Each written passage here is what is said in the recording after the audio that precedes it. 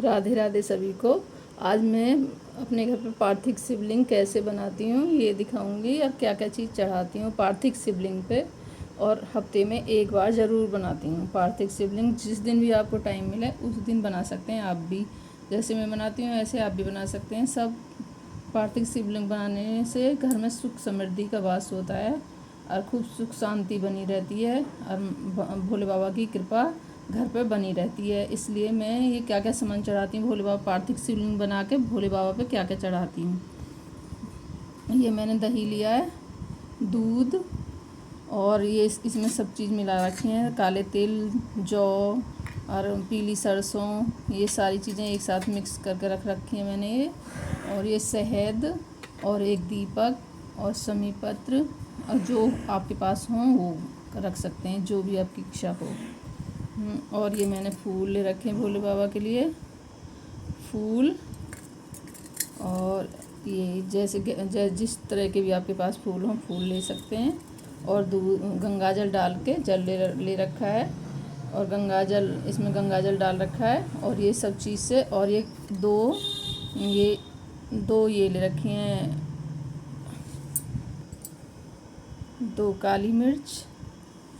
और ये सब चीज़ें भोले बाबा पे चढ़ाते हैं, पार्थिव शिवलिंग बनाते हैं। तब जब ये पार्थिव शिवलिंग बनाते हैं क्या बोलते रहते हैं, बीच बीच में ऐसे बोलते रहते हैं जब तक बनाते हैं। ये बोलते हैं, आओ आओ भोलेनाथ निमंत्रणे हैं, आओ आओ भोलेनाथ निमंत्रणे हैं। मैंने ये बना लिया है जलधारी। ऊपर से भोले बाबा की पिंडी बना के रखूँगी। ऐसे बहुत आसान होता है, बाबा की तो कैसी भी सेवा कर लो वो ही बहुत अच्छी होती है। पर पार्थिव शिवलिंग बनाने का अपना ही फल अलग होता है। और ऐसे मैंने पहले स्वास्तिक बना लिया, स्वास्तिक पे भोले बाबा बना लिया, क्योंकि मेरे पास वो नहीं था बेलपत्र, नहीं तो बेलपत्र के ऊपर बनाते हैं। और अगर आपके पास बेलपत्र ना हो तो उसके ऊपर स्वास्तिक बना लो, उसके पहले स्वास्तिक बनाओ, स्वास्तिक के ऊपर ये बनाओ। स्वास्तिक के ऊपर बनाया है मैंने ये। और ऐसे बोलते रहते हैं, बाबा को निमंत्रण देते हैं ना, आओ आओ भोलेनाथ निमंत्रण। जब तक ये बनाते रहो भोले बाबा की पिंडी और ये जलाधारी, तब तक ऐसे बोलो तो फिर बाबा आ ही जाते हैं। और अपनी मनोकामना फिर बोलते हुए सब सारी चीज़ें चढ़ाओ। आओ आओ भोलेनाथ निमंत्रणे हैं, आओ आओ भोलेनाथ निमंत्रणे हैं। या तो इसके किसी पेड़ के नीचे बना सकते हैं पार्थिव शिवलिंग। और किसी अपनी थाली में, मैंने अपनी आज थाली में बनाया है, और नहीं तो मैं पेड़ के नीचे बनाती हूँ। मेरा पेड़ है, उसका समी के पौधे के नीचे भी बना सकते हैं, और वो क्या बड़ वृक्ष के नीचे बना लेते हैं। और ये बेल पत्थर का बेल पत्र होता है, पत्र का पेड़ पौधा, उसके नीचे भी बना लेते हैं। जिस पे आपको मन करे उसमें बना लेते हैं। मैं तो ऐसे ही बना लेती हूँ, कभी इस थाली में बना देती हूँ, कभी बेल पत्थर के पे पौधा लगा हुआ है उसमें बना देती हूँ, एक वो भी लगा हुआ है समी पौधा भी, उसमें भी बना लेती हूँ। हर तरह से बना लेते हैं। पर बनाती हूँ हफ्ते में एक बार ज़रूर बनाती हूँ। आओ आओ भोलेनाथ निमंत्रणे हैं, आओ आओ भोलेनाथ निमंत्रणे हैं। फिर ऐसे करके फिर भोले बाबा को, फिर पहले भोले बाबा को थोड़ा सा जल चढ़ाओ।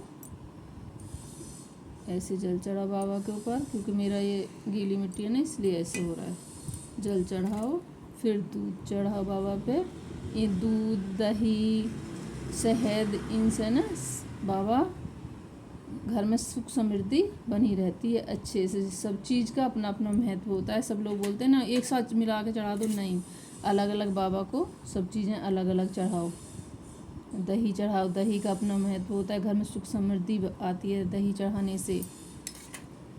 और भोले बाबा को चीनी चढ़ाओ, चीनी। और भोले बाबा पे ये सब चीज़ तिल, और ये काले तिल और पीली सरसों, जौ, ये चढ़ा बाबा पे। और ये शहद से खूब बरकत आती है घर में। और ये समी पत्र, भोले बाबा फूल पत्ती, जब फूल चढ़ाओ फिर अच्छे से फूल पत्ती चढ़ा के भोले बाबा पे फूल पत्ती चढ़ाओ बढ़िया से। फिर इन्हें चढ़ाने के बाद सबको फिर भोले बाबा का तिलक कर, फिर भोले बाबा को वस्त्र रूपी कलावा चढ़ाओ, वस्त्र रूपी कलावा। फिर भोले बाबा को कलावा पहना के फिर भोले बाबा को तिलक लगाओ। ऐसे भोले बाबा को तिलक लगाओ, भोले बाबा का तिलक करो। तिलक करने के बाद फूल पत्ती सब चढ़ाने के बाद फिर बाबा को भोग लगाओ।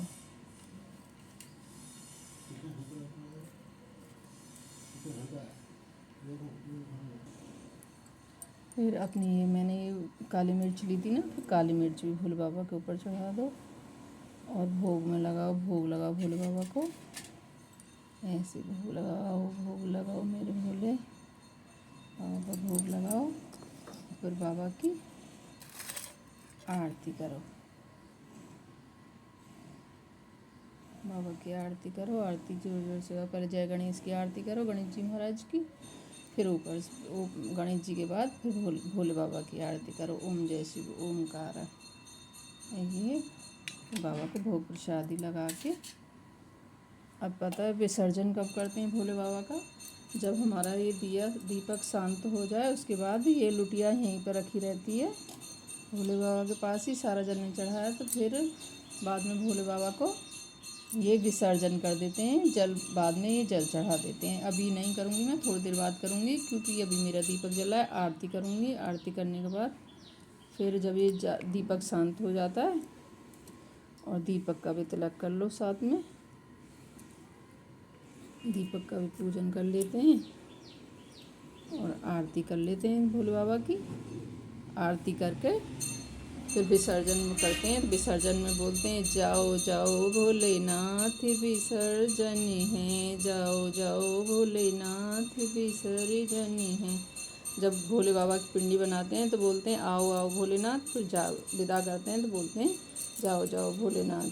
और फिर क्षमा याचना करते हैं पहले भोले बाबा से, क्षमा याचना करके फिर वो करके भोले बाबा को इत्र लगाना भूल गई थी। इत्र बाबा को इत्र भी समर्पित कर देते हैं बाबा को इत्र भी लगाएंगे। भोले बाबा अपनी कृपा बनाना। बाबा को भोग समर्पित कर देते हैं। ये भोग सब अपने परिवार में लास्ट में बांट देते हैं, बच्चों को परिवार में अपने परिवार को दे देते हैं। भोग प्रसादी अपने बच्चों में अपने परिवार में बांट लेते हैं और भोले बाबा से अच्छे से प्रार्थना करते हैं। पहले मैं आरती कर लेती हूँ, अभी आरती नहीं हुई मेरी। जय शिव ओंकारा हरि शिव ओंकारा।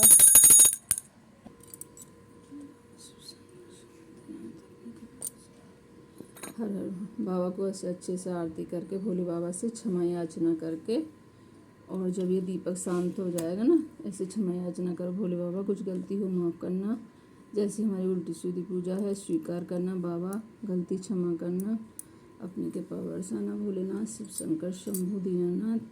जब दीपक शांत हो जाएगा तो ये लोटा जल भोले बाबा पर चढ़ा के अपने पेड़ पौधे होते हैं उनको गमले में